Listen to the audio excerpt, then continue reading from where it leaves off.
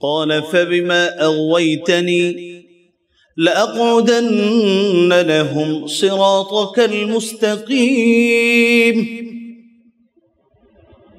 আল্লাহকে বলে, আল্লাহ যাদের কারণে আমি শেষ হইলাম ওদেরকে তো এমনি ছেড়ে দেওয়া যায় না, তাহলে আমি একটা কাজ করি, আমি সিরাতে মুস্তাকিমে বসে থাকব।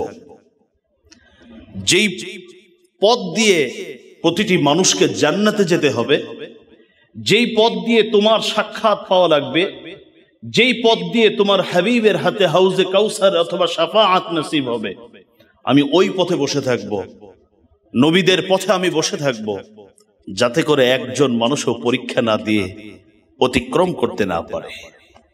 আল্লামা ইবনুল জাওজি একজন বিখ্যাত মুহাদ্দিস মুফাসসির, উনি বলেছেন, মানুষও দুর্বল, শয়তানের চক্রান্তও দুর্বল। তবে শয়তানকে আমার আল্লাহ যা দেওয়ার একবার দিয়ে দিছে, শয়তানের পাশে আমার আল্লাহর সাহায্য থাকবে না, তো মানুষের পাশে আমার আল্লাহর সাহায্য থাকবে। وأعوذ بك أن يتخبطني الشيطان عند الموت।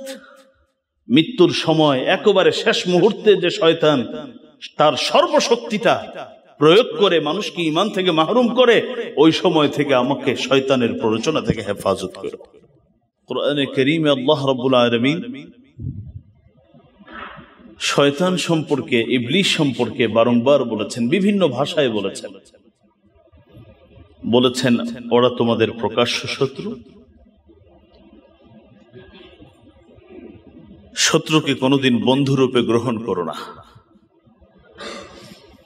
কুরআনুল কারীম সূরাত ফাতির 5 এবং 6 আয়াত আল্লাহ বলেন, ইয়া আইয়ুহান নাস ইন্না ওয়া'দাল্লাহি হাক্কুন ফালা তাগুররান্নাকুমুল হায়াতুদ দুনিয়া।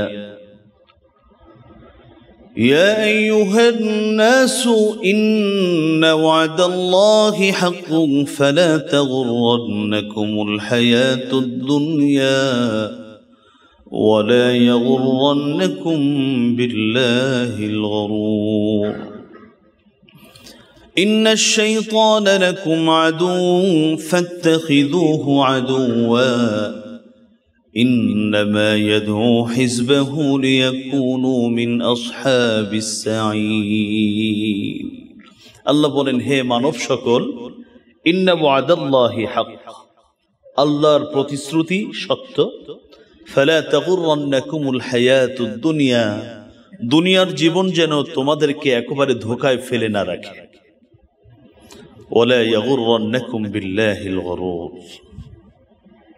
আল্লাহ সম্পর্কে তোমাদেরকে একমাত্র ধোঁকাবাজ শয়তানই তোমাদেরকে ধোঁকায় ফেলে রাখতে পারে। ইন্নাশ শাইতানা লাকুম আদুউন ফাত্তাখিযুহু আদুওয়া ইন্নামা ইয়াদউ হিজবাহু লিয়াকুনু মিন আসহাবিস সাঈর। আল্লাহ বলেন, ইন্নাশ শাইতানা লাকুম আদুউন, নিশ্চয়ই শয়তান হচ্ছে তোমাদের শত্রু। ফাত্তাখিযুহু আদুওয়া, শত্রুকে তোমরা শত্রু রূপেই গ্রহণ করো। ফাত্তাখিযুহু আদুওয়া, শয়তান তোমাদের শত্রু, তোমরা শত্রুকে আবার বন্ধু রূপে গ্রহণ করো না, তাকে শত্রু রূপে গ্রহণ করো। ইন্নামা ইয়াদউ হিজবাহু লিয়াকুনু মিন আসহাবিস সাঈর। আমার আল্লাহ বলেন, ইন্নামা ইয়াদউ হিজবাহু, শয়তান তার দলকে, তার অনুসারীদেরকে কোন দিকে ডাকে জানো? জাহান্নামের দিকে নিয়ে যেতে চায়। ওর সকল কাজের উদ্দেশ্য হলো আমি ওকে জাহান্নামে নিয়ে যাব। সূরাত ফাতির 5 এবং 6 নম্বর আয়াত আল্লাহ কি বলে দিলেন? বললেন, শয়তান তোমাদের শত্রু, তাকে শত্রু রূপে গ্রহণ করো, তাকে কোনোদিন বন্ধু রূপে গ্রহণ করো না। সূরাত ইয়াসিন এর 60 এবং 61 নং আয়াতে আল্লাহ বলেন, আলাম আ'হাদ ইলাইকুম ইয়া বানি আদম আল্লা তা'বুদুশ শাইতান ইন্নাহু লাকুম আদুউম مبين وأن اعبدوني هذا صراط مستقيم ألم أعهد إليكم يا بني آدم হে মানব সন্তান আমি কি তোমাদেরকে নির্দেশ দেইনি যে তোমরা কোনো ক্রমেই শয়তানের উপাসনা করবে না, ইবাদত করবে না? নিশ্চয়ই শয়তান তোমাদের প্রকাশ্য শত্রু। সে যেই ভেষে আসুক না কেন, শয়তান তোমাদের প্রকাশ্য শত্রু। তাহলে সূরা ফাতিরের ৬ষ্ঠ আয়াতে আল্লাহ বলেন তোমাদের শত্রু, তাকে শত্রু রূপে গ্রহণ করো। আর সূরা ইয়াসিনের ৬০ নং আয়াতে আল্লাহ বলেন শয়তান তোমাদের প্রকাশ্য শত্রু। তার শত্রুতার বিষয়টি গোপন নয়, তার বিষয়ে বলা হচ্ছে সে শত্রু, বিষয়টি এমন নয়, বরং সে নিজেই এই শত্রুতার বীজ বপন করেছে এবং প্রকাশ্যে ঘোষণা দিয়েছে যে আমি তোমাদের শত্রু। তাহলে শয়তান আমাদের প্রকাশ্য শত্রু, তাকে বন্ধুরূপে গ্রহণ করার কোনো সুযোগ নেই।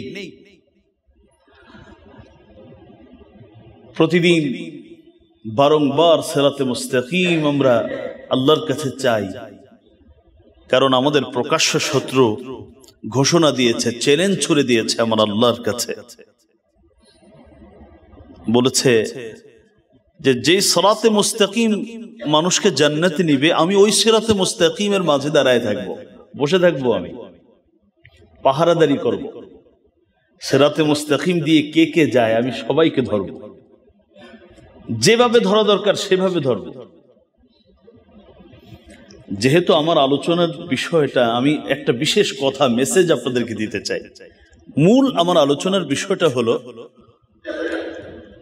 আল্লাহ রাব্বুল আলামিন শয়তান সম্পর্কে, ইবলিস সম্পর্কে এবং তার যে প্রতারণার যে পথগুলো, কিভাবে কিভাবে আমাকে, আপনাকে, আমার সন্তানকে, আমার পরবর্তী জেনারেশনকে কিভাবে মিসগাইড করবে, আমার আল্লাহ রাব্বুল আলামিন এর কিছু ধরন কোরআনে, নবীজি তার হাদিসের মধ্যে তুলে ধরেছেন।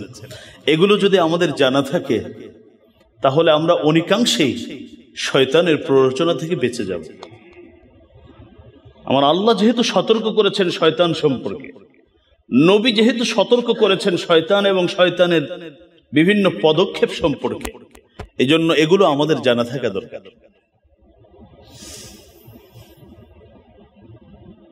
সূরাতুল আরাফের 11 থেকে 24 অনেকগুলো আয়াত। এই ঘটনা আপনারা অনেকেই জানেন, সবারই জানার কথা যে ইবলিসের পরিচয় হলো সে ছিল কানা মিনাল জিন, সে ছিল জিনদের অন্তর্ভুক্ত, ইবাদত করত ফেরেশতাদের সাথে। হায় রে ইবাদত, সুবহানাল্লাহ, কাকে বলে ইবাদত, কত প্রকার কি কি সব ইবলিস করত। ইবাদত করতে করতে একটা পর্যায়ে তাকে ফেরেশতাদের মধ্যেই গণনা শুরু হলো। আল্লাহ রাব্বুল আলামিন সর্বপ্রথম মানুষ সাইয়্যিদুনা আদম আলাইহিস সালাতু ওয়াস সালামকে যখন সৃষ্টি করলেন, কি বললেন? উসজুদু লি আদম, হে ফেরেশতারা সম্মানার্থে, এটা আমার নির্দেশ পালন। এই আয়াত থেকে অনেকে আবার মানুষকে সেজদা করার বিধান বের করে, এটা ঠিক নয়, সম্পূর্ণরূপে হারাম। সেখানে ছিল আমার রবের নির্দেশ, সেজদা করো। যেমন হযরতে ওমর ইবনুল খাত্তাব রাদিয়াল্লাহু তাআলা হাজরে আসওয়াদের সামনে গিয়ে ইশারাত করে বলছিলেন, হে হাজরে আসওয়াদ, তোমার কি পাওয়ার ছিল, তোমাকে আমি কেন চুমু দিব? কিন্তু আমি আমার রাসূলকে দেখেছি এখানে চুমু দিতে, রাসূল বলেছেন এখানে চুমু দিতে, সেই জন্য আমি দিচ্ছি। তুমি মনে করো না যে আমি তোমাকে চুমু দিচ্ছি, আমি রাসূলের নির্দেশ পালনার্থে আমি তোমাকে চুমু দিচ্ছি। ওখানে সিজদাটা মূলত আদমকে নয়, বরং রবের নির্দেশ পালন। আমার আল্লাহ হুকুম দিয়েছেন সিজদা করো, সিজদা করবে না। সবাই সিজদা করলো, একজন করলো না, এবং সে এক চমৎকার যুক্তি পেশ করলো, বলল আনা খায়রুম মিন, আমি কেন এই মাটির তৈরি আদমকে আমি সিজদা করব? আমি তো শ্রেষ্ঠ, আমি তো উত্তম, অনুত্তমকে সেজদা কেন করব? আমাকে সৃষ্টি করা হয়েছে আগুন থেকে, আগুনের বৈশিষ্ট্য উপরের দিকে ওঠা, আর আদমকে সৃষ্টি করা হয়েছে মাটি থেকে, বৈশিষ্ট্য হলো নিচের দিকে আসা। আমি উপরের সৃষ্টি, কেন নিচের দিকে সিজদা করব? রব্বুল আলামিন বলে দিলেন, উখরুজ মিনহা, বের হও এখান থেকে।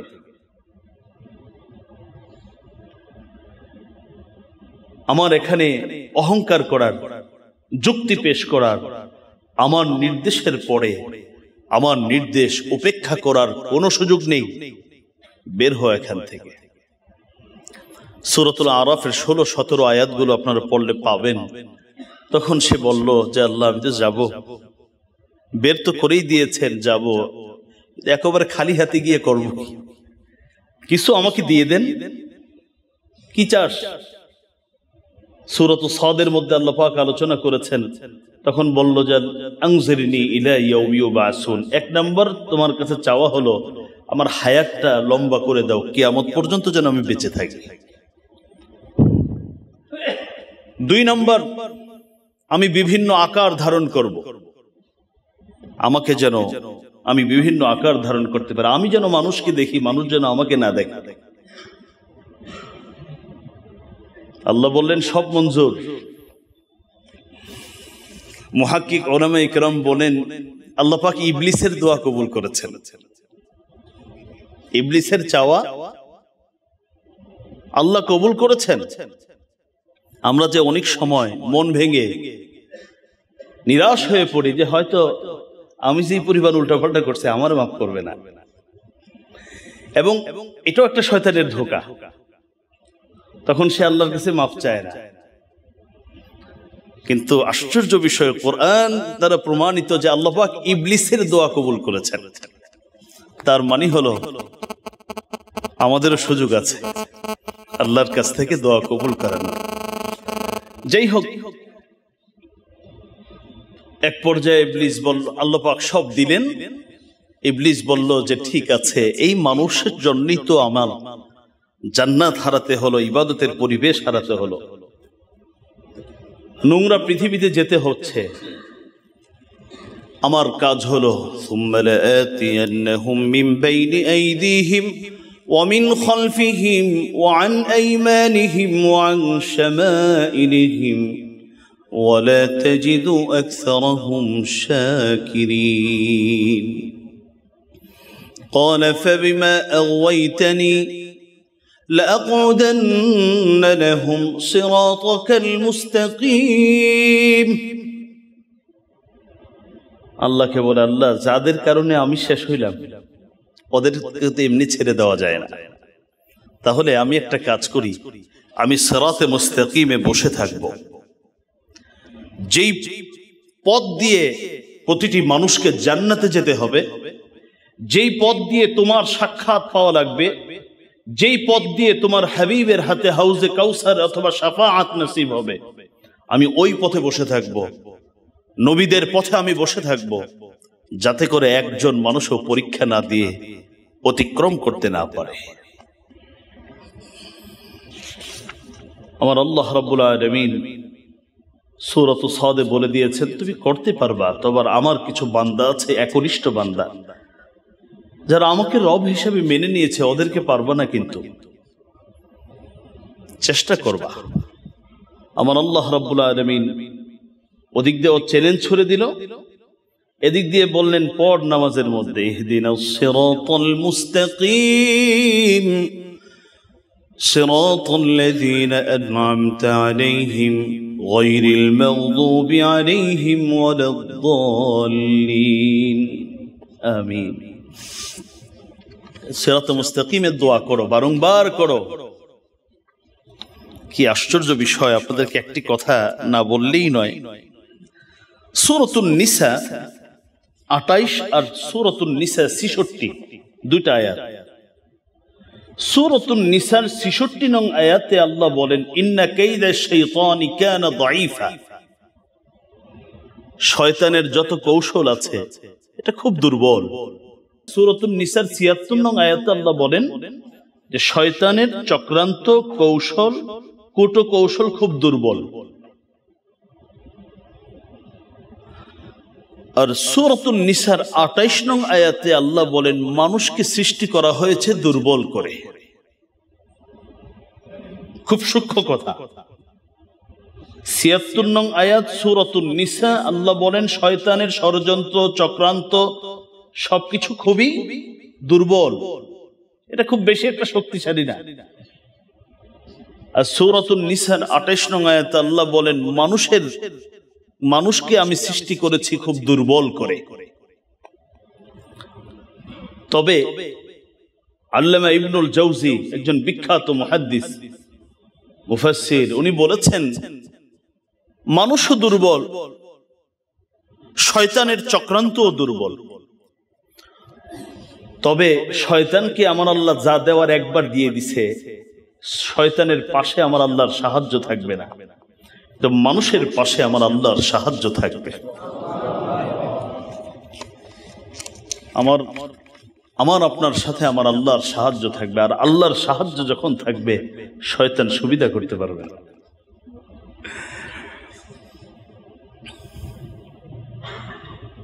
মুহতারাম হাজিরিন, তাহলে শয়তান প্রকাশ্যে ঘোষণা দিল, হে আল্লাহ, তোমার যে সিরাতে মুস্তাকিম আছে এখানে আমি বসে থাকব, ডান দিক থেকে, বাম দিক থেকে, সামনের দিক থেকে, পিছন দিক থেকে, অর্থাৎ যেভাবে যাকে ধোঁকা দেওয়া দরকার সেভাবে আমি তাকে ধোঁকা দিব এবং ধোঁকা দিয়ে দিয়ে সিরাতে মুস্তাকিম থেকে আমি মাহরুম করব। আর আমার আল্লাহ বলে দিলেন, হে ঈমানদার, তোরা প্রতিদিন ৫ ওয়াক্ত নামাজ পড়বি, সুন্নতে মুআক্কাদা, সালাতুল ভিতর, আর দোয়া করো ইহদিনাস সিরাতাল মুস্তাকিম, আল্লাহ আমাকে একটা সরল সহজ পথ দেখাও, আমি তো দুর্বল। তবে শয়তান যত বড় শত্রুই হোক না কেন, তার চক্রান্ত তো দুর্বল, তার পাশে তো তোমার সাহায্য নেই, আমার পাশে তো তোমার সাহায্য আছে, আমি তোমার কাছে সিরাতে মুস্তাকিম সাহায্য চাচ্ছি। যাই হোক, সেই বিস্তারিত ঘটনার সংক্ষেপ হলো, এক পর্যায়ে আল্লাহ পাক বললেন, বের হও আমার এখান থেকে। শুধু তুমি একা বের হবে না, আমার আদম এবং হাওয়াও বের হবে। قال اهبطوا بعضكم لبعض عدو ولكم في الأرض مستقر ومتاع إلى حين। সূরাতুল আরাফের ২৪ নং আয়াত আল্লাহ বলে দিলেন, সবাই একসাথে বের হও, কিন্তু একজন অপরজনকে ভালো করে চিনে রাখো। একজন অপরজন কিন্তু, হে মানুষ, হে আদম, তোমার শত্রু কিন্তু সে। ওয়ালাকুম ফিল আরদি মুস্তাকাররুন ওয়া মাতাউন ইলা হিন। পৃথিবীতে পাঠালাম অল্প সময়ের জন্য। শত্রু সে নিজেও ঘোষণা দিয়েছে, আমি সত্যায়ন করে দিলাম, এটা তোমার শত্রু, ভালো করে চিনে রাখবা।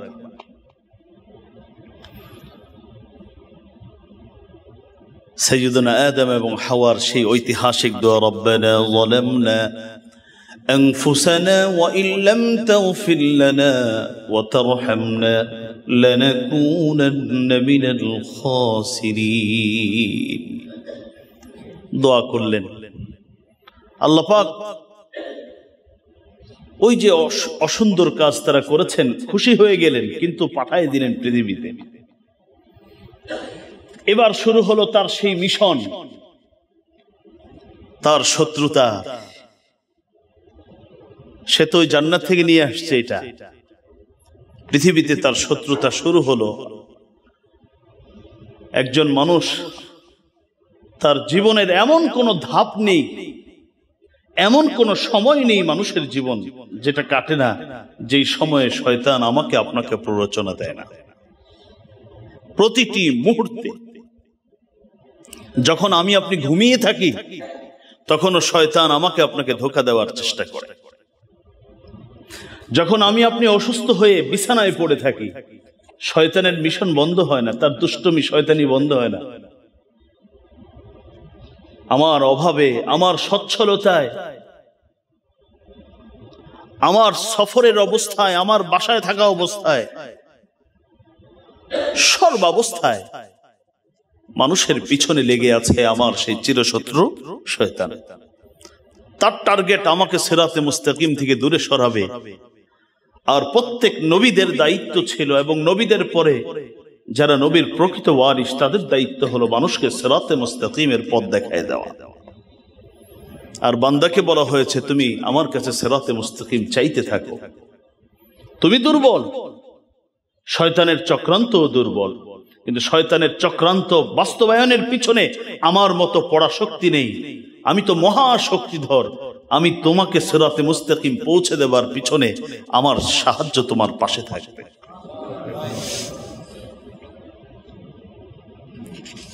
কিভাবে? একজন মানুষ পৃথিবীতে আসেনি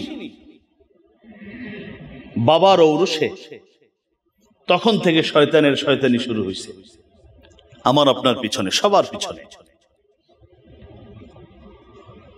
এগুলো যদি একটু মনোযোগ সহকারে শুনি, আমরা তো একটা কথা শুনলেই প্রথমে এটা কার বিরুদ্ধে যাচ্ছে ওদিকে দেখাই, এটা আমার বিরুদ্ধে যে যাচ্ছে এদিকে আমাদের একটু লক্ষ্য কম। বয়ান শোনার একটা আদব হলো প্রতিটা কথা শুনবো আমার জন্য, যে এই কথাটা আমার জন্য বলা হচ্ছে। কথাটা শোনা মাত্রই হ্যাঁ এই কথাটা মনে হয় অমুকের জন্য, না অমুকের জন্য না, আমার জন্য।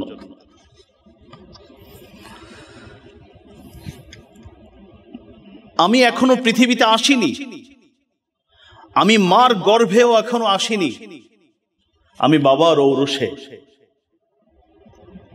তখন থেকে শয়তান আমার পিছনে লেগে গেছে।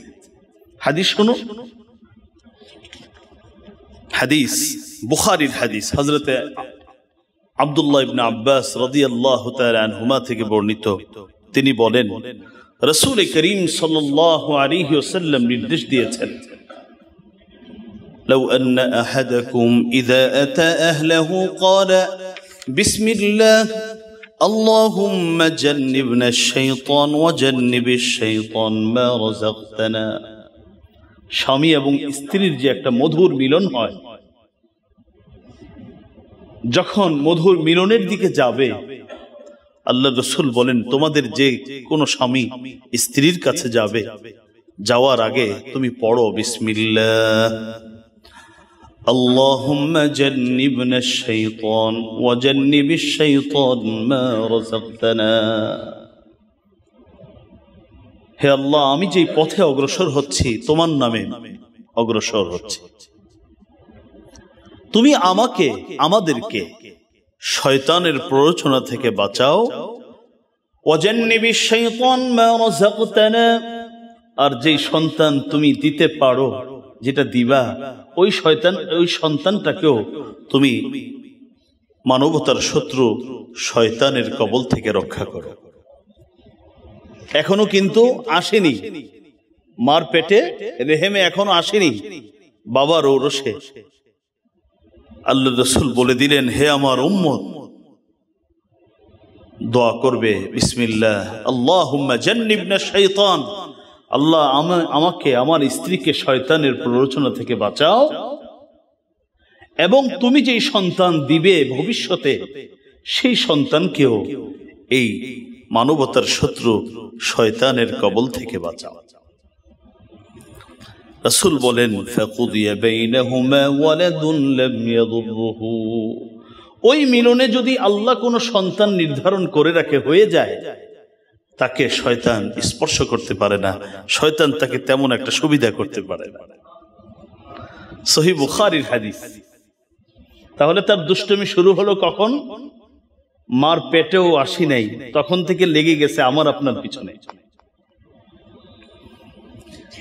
এবার আসলাম পৃথিবীতে, সবগুলো বলবো না, দুই তিনটা বলি।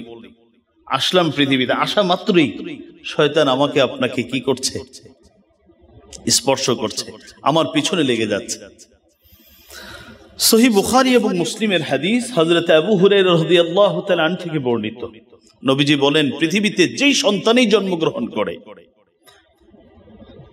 যে জন্মগ্রহণ করে, ওয়া শাইতান ইয়ামুসুহু হিনা ইউলাদ, সন্তান জন্ম নেওয়া মাত্রই শয়তানের কাজ হলো তাকে গিয়ে স্পর্শ করা। শয়তান তার পিছনে লেগে গেল। ফায়াস্তাহিলু সারিখাম মিন মাসসিশ শাইতানি ইল্লা ইয়াহু ইল্লা মারইয়াম ওয়া ইবনাহা। নবীজি বলেন, আমরা ওই যে ছোট বাচ্চা জন্ম নেওয়ার পরে কি করে? কান্না করে। আর কান্না করলে সবাই খুশি হয়ে যায়, আহা আমার সন্তান ভালো আছে। কিন্তু কান্না করার মূল কারণ কি? নবীজি হাদিসের মধ্যে বলে দিলেন, বুখারী মুসলিমের হাদিস। নবীজি বলেন, যখন কোনো সন্তান পৃথিবীতে জন্ম নেয়, জন্ম নেওয়া মাত্রই তাকে শয়তান স্পর্শ করে। আর শয়তানের স্পর্শ হলেই এই ফুলের মতো পবিত্র মানুষটা, যার জীবনে গুনাহ কাকে বলে জানে না, নাফরমানি কাকে বলে জানে না, পৃথিবীর এই পঙ্কিলতা, এই পাপাচার, এগুলো সে বোঝে না, এমন একটা নবজাতককে যখন অপবিত্র শয়তান স্পর্শ করে, তখন সে কান্না করে ওঠে। আর আমরা হেসে দেই, মনে করি খুব ভালো আছে। তবে ইল্লা মারইয়াম ওয়া ইবনাহা, নবীজি বলেন হযরতে মারইয়াম আলাইহিস সালাতু ওয়াস সালাম এবং তার সন্তান ঈসা ইবনে মারইয়াম, এই দুজনকে ওরা স্পর্শ করতে পারেনি। শয়তান সবার পিছনে লেগে গেল জন্ম নেওয়া মাত্রই। সহিহ বুখারী এবং মুসলিমের হাদিস। সেজন্যই তিরমিজি এবং আবু দাউদ শরীফের মধ্যে এসেছে, রাসূলুল্লাহ সাল্লাল্লাহু আলাইহি ওয়াসাল্লাম হযরতে আবু রাফি' রাদিয়াল্লাহু তাআলা আনহু বলেন, আমি নিজে দেখেছি আল্লাহর রাসূল সাল্লাল্লাহু আলাইহি ওয়াসাল্লাম أذن رسول الله صلى الله عليه وسلم في أذن حسن بن علي حين ولدته فاطمة। হযরতে ফাতিমা যখন হাসান ইবনে আলীকে জন্ম দিলেন, অর্থাৎ নাতি যখন জন্ম নিল, তখন আমি দেখেছি নানা নাতির কানের মধ্যে গিয়ে আজান দিচ্ছে, বিসসালাত, নামাজের আজান, আল্লাহু আকবার আল্লাহু আকবার আল্লাহু আকবার আল্লাহু আকবার আশহাদু আল্লা ইলাহা ইল্লাল্লাহ। এই আজান নানা তার নাতির কানে দিচ্ছে, এটা আমি দেখেছি। ওয়াফি রিওয়ায়াতিন উখরা, অন্য বর্ণনায় এসেছে ডান কানে তো আজান দিয়েছেন, বাম কানে ইকামত দিয়েছেন রাসূলুল্লাহ সাল্লাল্লাহু আলাইহি ওয়াসাল্লাম। হাদিসের রিওয়ায়াতের ক্ষেত্রে খুব সামান্য একটু দুর্বলতা আছে, তবে এটা আমলুল জমহুর, এই আমল সেই সাহাবীদের আমল থেকে আজও পর্যন্ত চলমান। সেজন্য মুহাদ্দিস এবং মুহাক্কিক মুহাদ্দিস যারা, তারা বলেছেন এই আমলটি অত্যন্ত প্রয়োজনীয় আমল এবং হাদিসটি আমলযোগ্য। আজকে তো দুর্ভাগ্যবশত এগুলো থেকে আমাদের সন্তানরা, আমাদের নতুন প্রজন্ম মাহরুম হয়ে যাচ্ছে। তার পৃথিবী আসার পরে সর্বপ্রথম তার সম্পর্ক হচ্ছে শয়তানের সাথে। আমি এই আমলটা তো আমরা সবাই করতে পারি। আজান দিতে তো মসজিদের মুয়াজ্জিন দরকার নেই, আমি আজান দিয়ে দিব। বাচ্চা জন্ম নেওয়ার সাথে সাথে এই সুন্নাহ আমলটি আমরা করার চেষ্টা করব। তিরমিজি এবং আবু দাউদ শরীফের হাদিস। তাহলে বাবার ঔরসে যখন ছিল তখন থেকে শুরু করলো দুষ্টুমি, আসার পরে ধরলো, ভালো করে ধরলো। তারপরেও প্রাপ্ত বয়স্ক হওয়ার আগ পর্যন্ত দেখবেন সন্তান উল্টাপাল্টা কম করে, যখন বয়স বাড়ে তখন উল্টাপাল্টা বেশি করে, তাই না? এর কারণ শোনেন। সহিহ মুসলিমের হাদিস, হযরতে আব্দুল্লাহ ইবনে মাসউদ রাদিয়াল্লাহু তাআলা আনহুমা থেকে বর্ণিত, তিনি বলেন রাসূলুল্লাহ সাল্লাল্লাহু আলাইহি ওয়াসাল্লাম ইরশাদ করেন, মা মিনকুম মিন আহাদিন ইল্লা ওয়া ক্বাদ উকিলা বিহি قرينه من الجن وقرينه من الملائكة قالوا وإياك يا رسول الله قال وإياي ولكن الله أعانني عليه আল্লাহু আকবার। রাসূলুল্লাহ সাল্লাল্লাহু আলাইহি ওয়াসাল্লাম বলেন, তোমাদের যে কোনো ব্যক্তি, বিশেষ করে প্রাপ্তবয়স্ক হলেই তার পিছনে দুজন তোমাদের সঙ্গী নিযুক্ত করা হয়। ইল্লা ওয়াকাদ উকিলা বিহি করিনুহু মিনাল জিন ওয়া করিনুহু মিনাল মালায়েকা। একজন সঙ্গী হলো ফেরেশতাদের মধ্য থেকে, আরেকজন সঙ্গী হলো জিনের মধ্য থেকে। জিন মানে হচ্ছে ইবলিস, তার বংশধর। এই দুইজনকে কি করে দেওয়া হয়? ফিট করে দেওয়া হয় আমাদের ভিতরে। নিযুক্ত করা হয়। ফেরেশতা তাকে ভালো কাজের আদেশ দেয়, ভালো কাজের দিকে তাকে নিতে চায়, আর দুষ্ট জিন তাকে মন্দ কাজের দিকে অগ্রসর করাতে চায়। এই হাদিস আল্লাহর রাসূল বর্ণনা করছেন, সাহাবা ইকরাম উল্টো প্রশ্ন করে বসলেন, ওগো আল্লাহর রাসূল, ওয়া ইয়াকা ইয়া রাসূলুল্লাহ, আপনার পিছনেও কি দুইজন আছে? একটা ফেরেশতা সঙ্গী আর একটা জিন সঙ্গী? নবীজি বললেন, ওয়া ইয়া ওয়ালাকিন্নাল্লাহ আ'আনানি আলাইহি ফাআসলামা।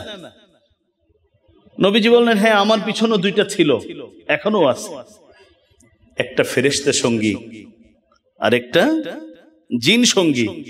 তবে আমার আল্লাহ আমাকে সাহায্য করেছেন, জিন সঙ্গী যেটা দুষ্ট এটা এখন ফাআসলামা, আমার অনুগত হয়ে গেছে, ও আমাকে এখন আর কি করে না, ফালা ইয়ামুরুনি ইল্লা বিখাইর, ফেরেশতার মতো ও আমাকে খারাপ কাজের আদেশ দেয় না, ভালো কাজেরই আদেশ দেয়। সহিহ মুসলিমের হাদিস। তাহলে শুরু হলো বাবার ঔরস থেকে তার দুষ্টুমি, পৃথিবীতে আসার পরে ধরলো, কিন্তু তাও ধরে সারে এই অবস্থা। যখন প্রাপ্তবয়স্ক হয় তখন এর পিছনে একেবারে জোকের মধ্যে লেগে থাকে। জোক চিনেন তো? বয়স্করা হয়তো চিনবে, এরা চিনবে না। জোক যেভাবে ধরলে আর ছাড়ে না, এরকম ভাবে দুজন, একজন ফেরেশতা আরেকজন জিন সঙ্গী লেগে থাকে। জিন সঙ্গীর কাজ হলো, এই জন্য দেখবেন 10 বছর বয়সে ছেলেটা কত ভালো, 12 বছর বয়সেও ভালো, সবার কথা শোনে। 18 বছর এখন কারো কথাই শোনে না, মানে একেবারে ভালো করে পরে ধরছে। এবং এই শয়তান তার শয়তানি মিশন পৃথিবীতে দিন দিন যেন ছড়িয়ে পড়ে এবং তার এই দুষ্টুমি যেন চূড়ান্ত পর্যায়ে চলে যায়, সেজন্য সে এক দারুণ আয়োজন করে থাকে। হাদিস সিলসিলাতুস সাহিহা আল্লামা আলবানী, বিখ্যাত মুহাদ্দিস, তার কিতাব, হাদিসের কিতাব সিলসিলাতুস সাহিহার মধ্যেও পাবেন, এবং ইবনে হিব্বানের মধ্যেও একটা হাদিস পাবেন। হাদিসের বর্ণনাকারী হযরত আবু মুসা আশআরী রাদিয়াল্লাহু তাআলা। হযরত আবু মুসা আশআরী বলেন, রাসূল করিম সাল্লাল্লাহু আলাইহি ওয়াসাল্লাম ইরশাদ করেন, ইযা আসবাহা ইবলিস বাসা জুনুদাহু। প্রতিদিন সকালবেলা ইবলিসের যে দলপতি, মেনটা, যেটা বড় শয়তান, যেটা ও কি করে, তার যত বাহিনী আছে, তার যত সৈন্য সামন্ত আছে, সবাই রে পৃথিবীতে ছড়ায় দেয়, যা কার থেকে কে বেশি অপকর্ম করতে পারিস করে, তো পাঠায় দেয়। সারাদিন তো দুষ্টামি করে, এক পর্যায়ে এদেরকে ডাকে, কে কি করলা, মান আদাল্লা আল ইয়াউমা মুসলিমান, একজন মুসলমানকে সিরাতে মুস্তাকিম থেকে দূরে সরাইতে পেরেছো, এরকম কে আছে? মেন ইবলিস তার সৈন্য সামন্তকে জিজ্ঞেস করে। হাদিস এটা, এবং সহিহ হাদিস। তো একজন এসে বলে, লাম আযাল বিহি হাত্তা তাল্লাকা ইমরাআতাহু, যে আমি দুর্বল, তো আমি বেশি কাজ করতে পারি নাই, স্বামী স্ত্রীর মধ্যে দিছি আজকে ঝগড়া লাগায়, এমন লাগানো লাগাইছি, এক পর্যায়ে সম্পর্ক ছেদ হয়ে গেছে, সম্পর্ক ছিন্ন, ডিভোর্স হয়ে গেছে। এই কথা শোনার পরে মেন ইবলিস বলে, আউশাকা আন ইয়াতাযাওয়াজা, খুব অল্প সময় পরে হয়তো আবার সে বিবাহ করে নিবে, আবার তুমি ওটা ভাঙবা, আবার সে হয়তো বিয়ে করে নিবে, এটা খুব একটা সুবিধার কাজ করো নাই, শয়তানি করবো, ভালো করে করো, এটা কি করলা? আচ্ছা, নবীজি বলেন এরপরে আবার আরেকটা আসবে, তুমি করছো কি? তো সে বলে যে আমি লাম আযাল বিহি হাক্কা হাত্তা হাক্কা আক্কা ওয়ালিদাইহি, আমি সন্তানের পিছনে লেগেছিলাম, এখন শয়তান বাবা মার অবাধ্য হয়েছে, জন্মদাতা বাবার সাথে মার সাথে সন্তান আচরণ করেছে দাস দাসীর মতো আচরণ করে। তো মেন ইবলিস শুনে বলে হাত্তা আউশাকা আন ইয়াবাররা, কাজ করছো ভালো, কিন্তু এটা খুব একটা গ্রহণযোগ্য কাজ করো নাই। যে কোনো মুহূর্তে ছেলে অত সন্তান ও বাবা মার কাছে গিয়ে মাপ চায় বলবে আমি ভুল করে ফেলেছি। সুন্দর আচরণ করলে বাপ মা আগে সব ভুলে যাবে, আমার মিশন শেষ। আচ্ছা, এবার তৃতীয় একজন বলে লাম আযাল বিহি হাত্তা আশরাকা, তা আমি একজনের পিছনে লেগেছিলাম বিভিন্ন ভাবে, ছলে বলে কৌশলে তাকে শিরিক করতে বাধ্য করেছে। এই কথা বলা মাত্রই বলে আনতা আনতা, তুমি একমাত্র কাজের কাজ করছো। একটা মানুষকে ঈমানের পথ থেকে শিরিকের পথে নিয়ে গেছো, জান্নাতের পথ থেকে জাহান্নামের পথে নিয়ে গেছো, তুমি একটা ভালো কাজ করছো।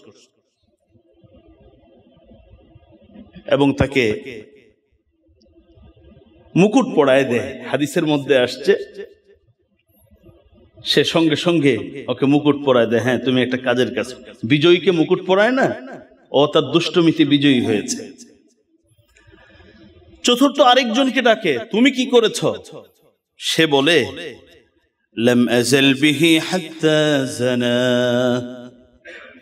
আমি অনেক চেষ্টা করে এই যুবককে, এই লোকটাকে ব্যভিচারে আমি বাধ্য করেছি। চিৎকার করে বলে আনতা আনতা, হ্যাঁ তুমিও একটা কাজ করেছো, কারণ এটা এমন এক পথ, এই পথে গেলে মানুষ আর আল্লাহর পথে আসাটা খুব কঠিন হয়ে যায়। তার এক অপরাধ তাকে হাজার অপরাধের দিকে নিয়ে যায়। হ্যাঁ, তুমি একটা কাজের কাজ করছো। আরেকটারে ডাকে, তুমি করছো কি? ও বলে লাম আযাল বিহি হাত্তা ক্বাতালা, যে আমি মানুষ হত্যা করে ফেলছি, চেষ্টা করতে করতে লাগাই দিছি, মানুষ এখন নিহত হচ্ছে, একের পর এক মানুষ হত্যা হচ্ছে। তুমি কামের কাম করছো। ওয়ায়ুলবিসুহু তাজ, এরপরে বড় শয়তান অন্যটিতে ডেকে ডেকে ওর মাথায় মুকুট পরায় দেয়। তুমি আমার মিশন, তোমাকে দিয়া পৃথিবীতে বাস্তবায়িত হবে। সিলসিলাতু সাহিহা এবং ইবনে হিব্বান, এই দুটো হাদিসের কিতাবের মধ্যে হাদিসটি পাবেন। তাহলে মিশন শুরু করলো বাবার ঔরসে থাকা অবস্থায়, পৃথিবীতে আসার পরেই ধরলো, বিশেষ করে প্রাপ্তবয়স্ক হওয়ার পরেই তার পিছনে জোকের মতো লেগে থাকলো। এবং তারা যেন তাদের ডিউটিতে কার থেকে কে বেশি ভালো করে, এই জন্য প্রতিদিন আবার রিপোর্ট নেয়, রিপোর্ট নিয়ে পুরস্কৃত করে, তিরস্কৃত করে। কতদিন পর্যন্ত এটা চলমান থাকে? একজন মানুষের সাকরাতুল মউত, মৃত্যুর যন্ত্রণা শুরু হওয়ার আগ পর্যন্ত আমার, আপনার, আমাদের পিছনের, আমাদের সামনের যত মানুষ আছে সবার পিছনে লেগে থাকে। শুরু করলো ঔরস থেকে, বাবার ঔরসে থাকা অবস্থায়, তার শত্রুতা শেষ হবে সাকরাতুল মউত পর্যন্ত। কারণ সাকরাতুল মউতের পরে তওবা কবুল হবে না। মৃত্যুর যন্ত্রণা শুরু হয়ে গেলে তওবা কি হয় না? কবুল হয় না। কবুল হলে ফেরাউনেরটা হইতো। সে তো বলেছিল, ডোবার মুহূর্তে বলেছিল, কিন্তু ওটা তার মৃত্যুর যন্ত্রণা শুরু হয়ে গেছে। হযরতে আবুল ইয়াসার রাদিয়াল্লাহু তাআলা থেকে বর্ণিত হাদিস, হাদিসটি আপনারা আবু দাউদ শরীফের মধ্যে পাবেন।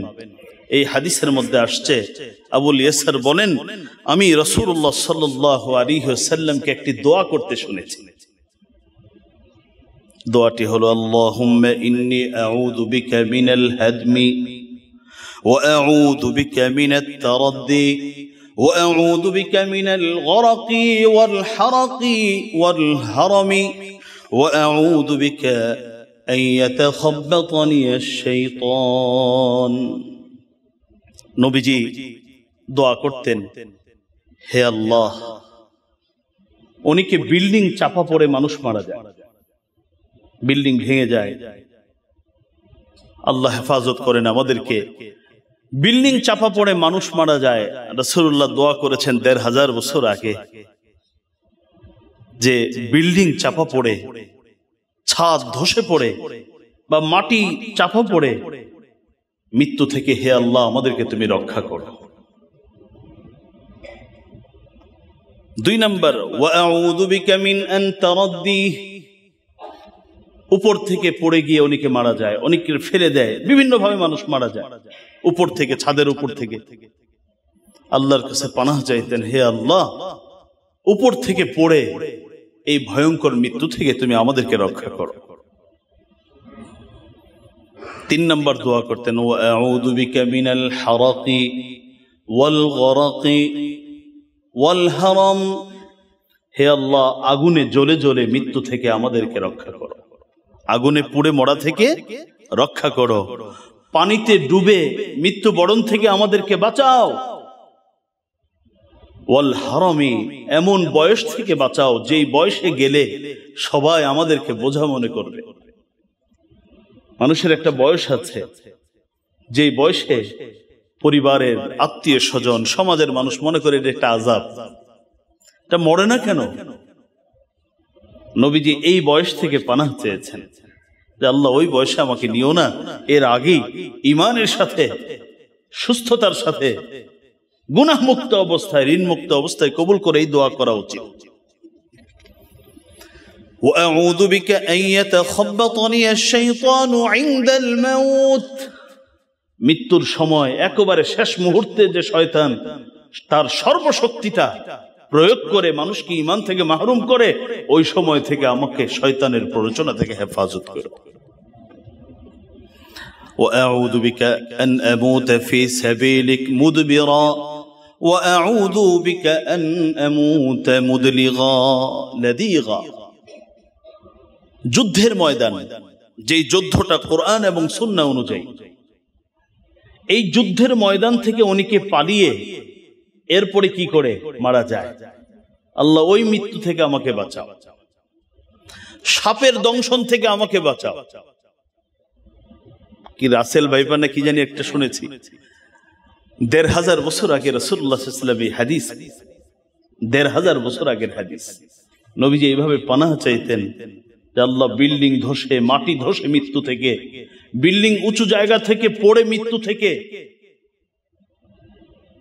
আগুনে পড়ে পানিতে ডুবে মৃত্যু থেকে আমাদেরকে বাঁচাও। এমন বয়স থেকে, এমন বয়সের মৃত্যু থেকে বাঁচাও যেই বয়সের মৃত্যু মানুষ আমাদেরকে বোঝা মনে করে, আযাব গজব মনে করে। আর বিশেষ করে মৃত্যুর আগে শয়তানের যে সর্বশেষ যে চক্রান্তটা, ওখান থেকে আমাদেরকে বাঁচাও। তার মানে হলো ইবলিসের এই দুষ্টামি আমার সাকরাতুল মউত পর্যন্ত থাকবে। আবু দাউদ শরীফের হাদিস। আমি আগামী জুমা গুলোতে ইনশাআল্লাহ সে কি তার কিছু চিনার উপায়, সে কি তার ক্ষমতা আছে, এবং সে কোন কোন পদ্ধতিতে মানুষকে ধোঁকা দেয়, কোরআন কি বলে, হাদিস কি বলে, আমি একটা একটি করে আলোচনা করার চেষ্টা করব। আজকে যতটুকু আলোচনা করলাম, আল্লাহ পাক আমাদেরকে বুঝার, আমল করার তৌফিক দান করুন।